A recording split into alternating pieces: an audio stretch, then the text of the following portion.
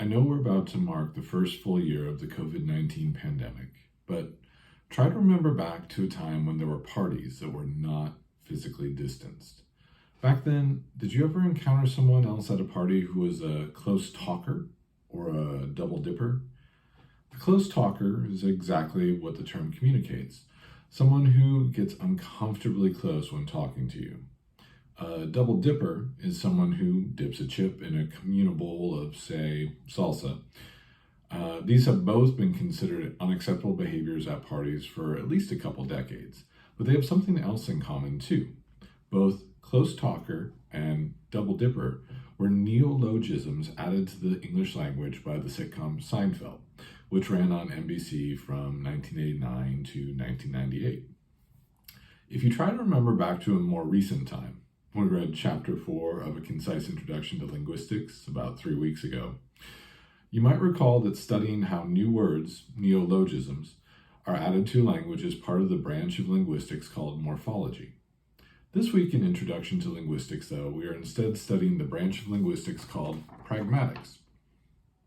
Simply put, pragmatics is the study of the effect of context on meaning. That might not sound hilarious to you, but pragmatics is important to comedy. For example, in our required textbook, Rowan Levine explained how much of the humor in the more recent sitcom, The Big Bang Theory, which ran on CBS from 2007 to 2019, was based on one of the characters' difficulty in processing pragmatics. Often, these comedic difficulties are related to the maxims of conversation. Another recent example would be the 2018 movie Sorry to Bother You, in which much of the comedy and social commentary comes from one character's need to code switch in order to become successful at his job. You'll learn about both code switching and the maxims of conversation in the chapter of A Concise Introduction to Linguistics that covers pragmatics.